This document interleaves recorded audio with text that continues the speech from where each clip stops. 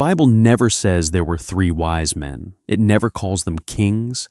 It never gives them names. And the word it actually uses for them means sorcerer. So, who are these unnamed, unnumbered sorcerer priests? And why did the church completely rewrite them? Let's start with the number. Open Matthew chapter 2. Read it yourself. The number 3 is not there. It has never been there. The original text just says wise men, plural. Could be 2, could be 20. In the Syriac Christian tradition, they say there were 12. The number 3 was made up later because people counted the gifts and figured 3 gifts means 3 guys. That's it. That's where the number comes from. Now, the title kings, that's not in the Bible either.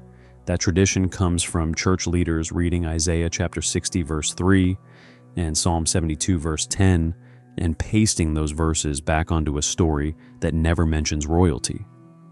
The names Casper, Melchior, and Balthazar, they show up for the first time in a manuscript from the 6th century, 500 years after Matthew wrote his gospel. And the word wise men itself is a bad translation. The original word refers to Zoroastrian priest astrologers, Persian sorcerers, the same root that gives us the English word magic. Not wise men, not kings, unnamed, unnumbered sorcerer priests from an entirely different religion. Here's the passage. Matthew chapter 2, verse 1.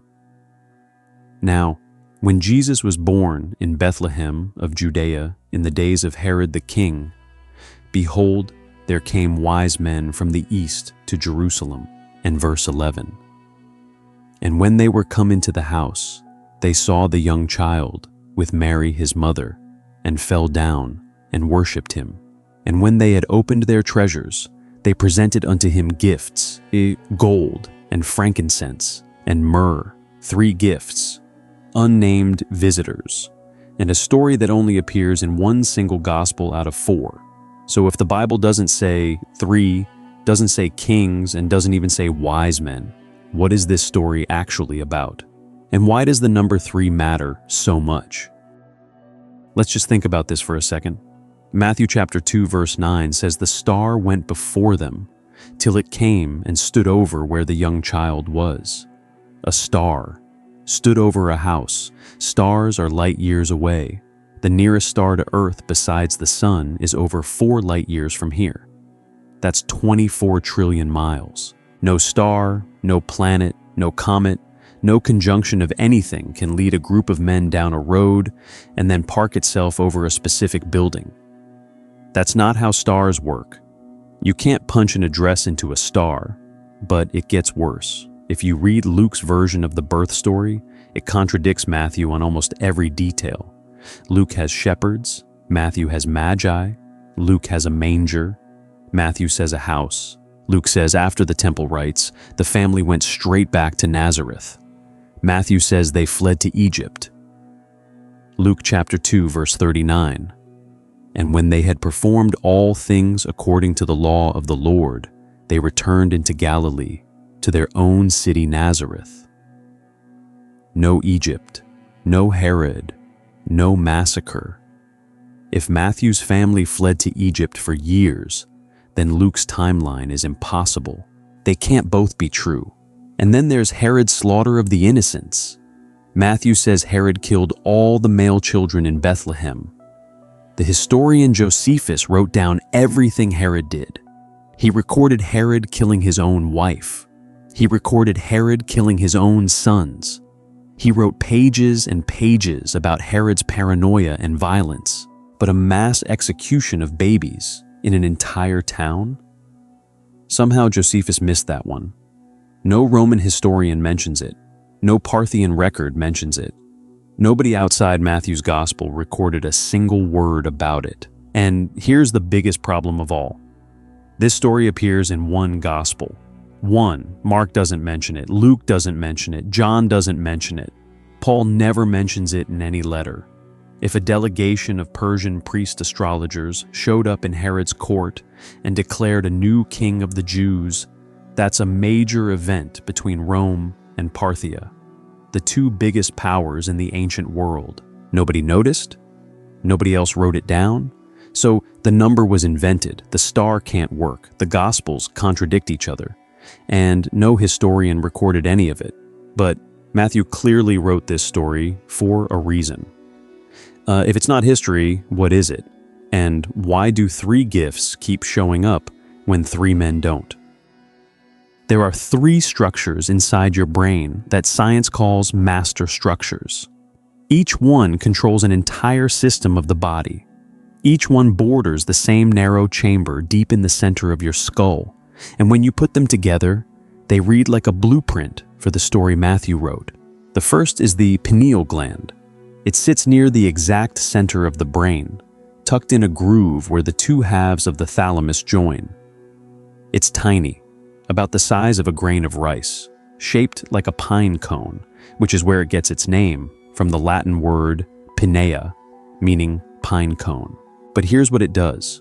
It produces melatonin, the hormone of darkness. At night, when the lights go out, the pineal gland increases its melatonin output dramatically, with nighttime levels rising as much as 10 to 15 times the daytime baseline. It literally follows light.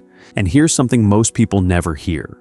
In lower animals like the tuatara lizard, the pineal gland is a literal third eye. It has a cornea, a lens, and photoreceptors, a real eye on top of the head that detects light. In humans, the pineal still carries molecular traces of that ancient photoreceptive ancestry. As Bill Donahue taught for years, this is the single eye that Jesus talked about in Matthew chapter 6, verse 22. If thine eye be single, thy whole body shall be full of light. The second is the pituitary gland. Medicine calls it the master endocrine gland because it controls the other glands throughout your body. It produces growth hormone, thyroid-stimulating hormone, and at least 5 other hormones that regulate everything from reproduction to your stress response.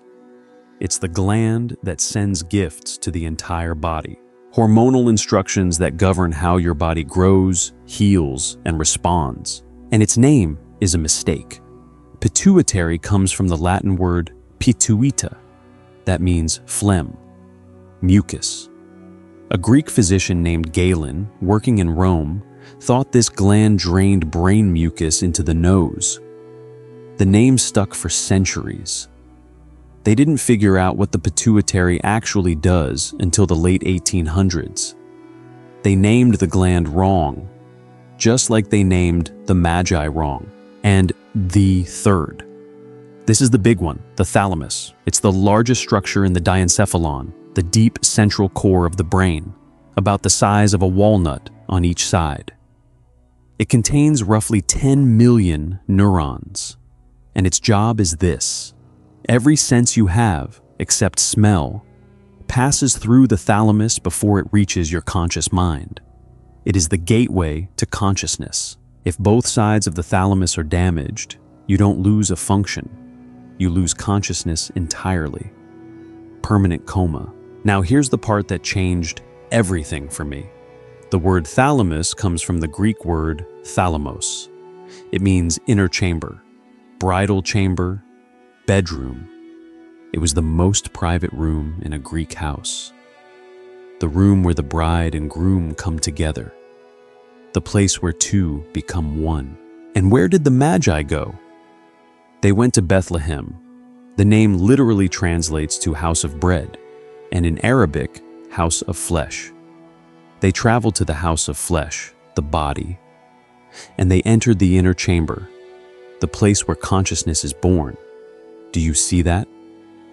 3 master structures, 3 gifts, 3 functions, and they all border a single chamber in the center of the brain. But what if I told you the 3 gifts themselves, gold, frankincense, and myrrh, are now scientifically verified to have direct effects on the human brain? Gold is so look at this.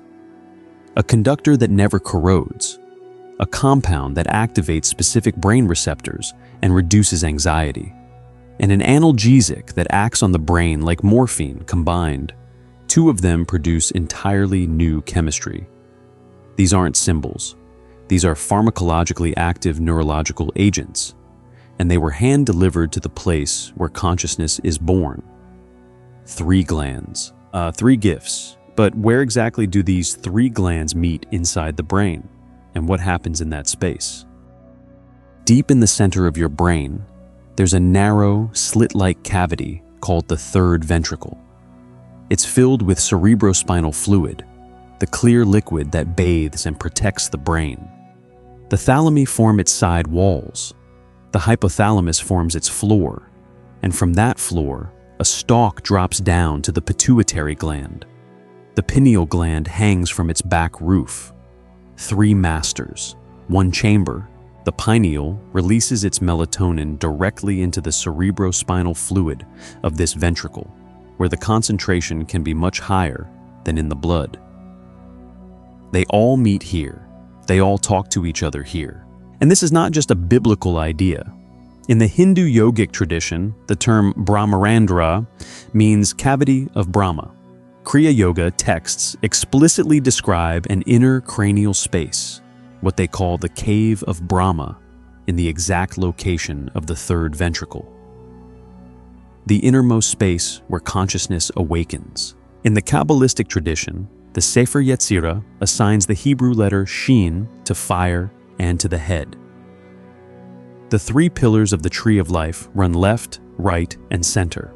The center pillar is the pillar of consciousness, and the Magi's own religion. Zoroastrianism taught 3 core principles: Humata, good thoughts; Hukta, good words; Huvarshta, good deeds; mind to speech to action. A triad that maps from inner intention to outer action.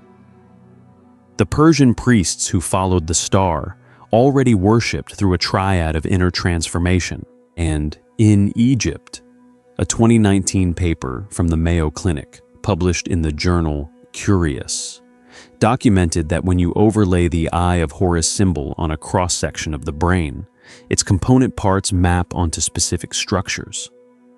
The pupil aligns with the pineal gland and the interthalamic adhesion, the bridge of tissue connecting the 2 halves of the thalamus.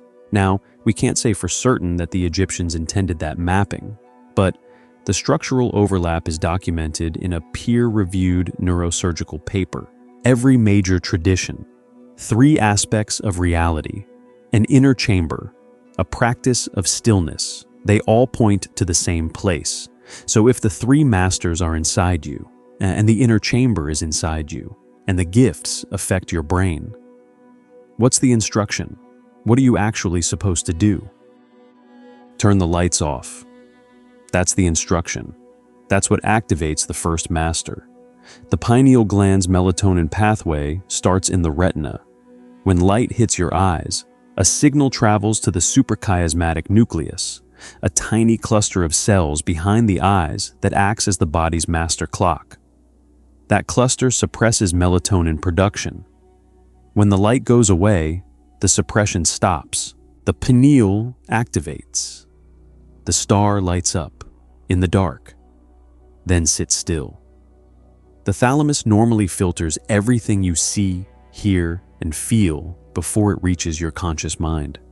It's the gatekeeper. When you sit still and reduce sensory input, the gatekeeper has less to filter. Neuroimaging research using 7 Tesla MRI, published in Frontiers in Neuroscience, found significant deactivation in the posterior thalamic nuclei, the sensory relay stations at the back of the thalamus, during focused attention meditation. The gateway quiets down. The inner chamber gets still. Then the pituitary stands down. When you relax, your body stops sending alarm signals. AKH, your body's main stress alarm hormone, drops. Cortisol drops. The master gland stops flooding your system with stress chemistry. Tooley and colleagues published a study in Biological Psychology in the year 2000. Experienced meditators showed significantly higher plasma melatonin levels right after meditation. And Pliny and colleagues, publishing in the Journal of Pineal Research in 2024 and 2025, found that long-term meditators had greater pineal gland structural integrity. There was a positive correlation between lifetime meditation hours and pineal signal strength. The more you meditate, the stronger the gland becomes. Matthew chapter 6, verse 22. If thine eye be single, thy whole body shall be full of light. The pineal gland is a single, unpaired structure sitting right at the midline of the brain. The single one, and it activates in darkness. Psalm 46, verse 10. Be still and know that I am God. That verse doesn't mean sit quietly. It means stop resisting. Surrender the fight. Let go of everything your mind is holding on to. Luke chapter 17, verse 21. The kingdom of God is within you. Here's what you do. Tonight, go into a dark room. Close your eyes. Focus on the point between your eyebrows. That's the region of the pineal. Sit for 10 minutes.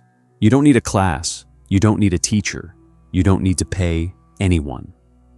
In the darkness, the first master activates. The pineal begins its melatonin signal. In the stillness, the third master quiets. The thalamus reduces its sensory gating. In the relaxation, the second master stands down.